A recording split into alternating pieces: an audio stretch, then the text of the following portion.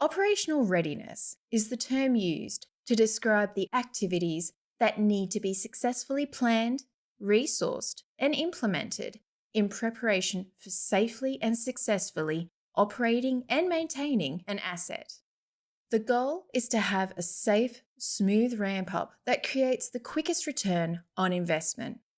If you talk to someone who is part of a successful startup, they will proudly explain the planning and preparation that led to that outcome.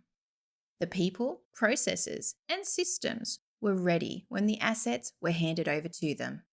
They were also well on their way to building their desired culture.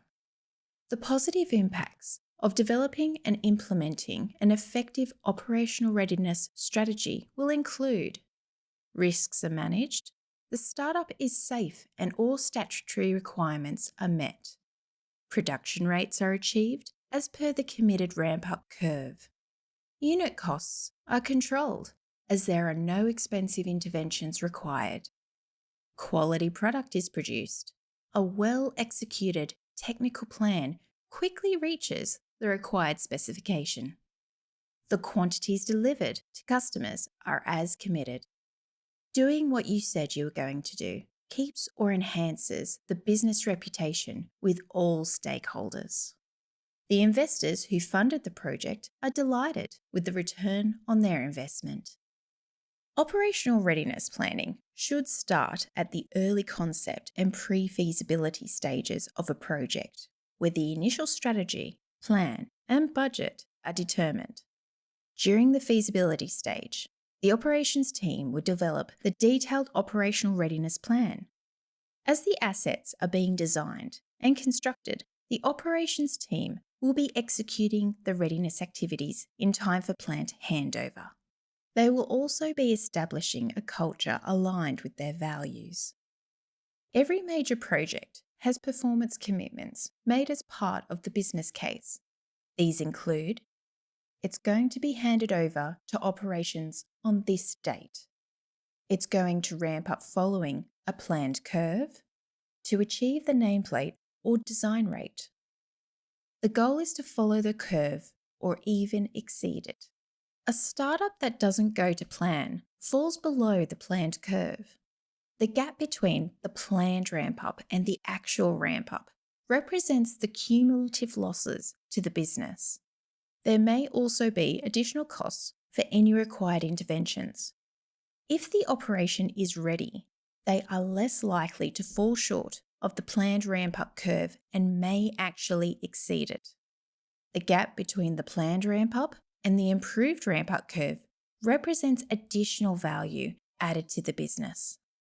Studies have shown that operational readiness has the potential to avoid the loss of up to 30% of the value that was expected during the commissioning and ramp-up stages, and 1 to 2% of the value across the asset's life. When shareholders hear the startup isn't going well, it can also wipe significant value off the share price. More funding may also need to be raised. There are many stakeholders in the success of a project. Depending on the size of the project, some of these roles may be combined. The owner's team, as the custodians of the project, usually start the operational readiness planning and allocate the budget. Once the operations team are in place, they add the detail to finalise the planning and budget. They then execute the activities in time for startup. Operational readiness needs to be factored into the overall project costs with a budget allocated. The budget will vary based on the type, size, and complexity of each project. Typical readiness spend for a project would be 1.5% to 3% of the overall project budget. Some projects will fall outside of the typical range. Direct purchase of duplicate equipment may be less than 1%, as the maintenance strategies exist and employees already know how to operate and maintain it. If you are setting up a new business with no systems and processes in place, then the expense of developing these needs to be factored in. In a complex regulatory environment, this will take the readiness spend above 3%. If you are leading the way with technology, that is, being first to be first, then you will also need to factor in funds that allow time to learn the unknowns. Operational readiness is about building capability into a project to prepare for the transition to startup. The capability build can be broken into 3 areas, being capable people with the desired behaviours, skills, knowledge, and understanding to perform business functions, operate and maintain the assets. Capable systems and processes, the way an asset is operated, and capable equipment to achieve the desired performance levels. In each of these areas, there are deliverables required as part of operational readiness. To ensure all important readiness deliverables are in place, it is best to take a systemic approach to operational readiness. This can be achieved by using an operational readiness framework. The framework is broken into a series of elements with the capability of people, equipment, processes, and systems embedded in each. It can be used for developing operational readiness plans or for identifying gaps in existing plans. A tracking tool can also be used to determine the percentage of completion of operational readiness activities within the framework.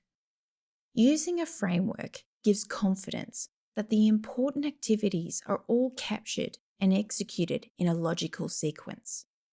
The systemic approach also allows tracking of completion against plan and actions assigned to any areas that are falling behind. Starting a new operation is one of the most rewarding memories in anyone's career. There are fond memories of the ones that exceeded expectation and deep reflection on those that didn't go to plan. Using a systemic framework to develop the operational readiness plan will improve the chance of success for any project.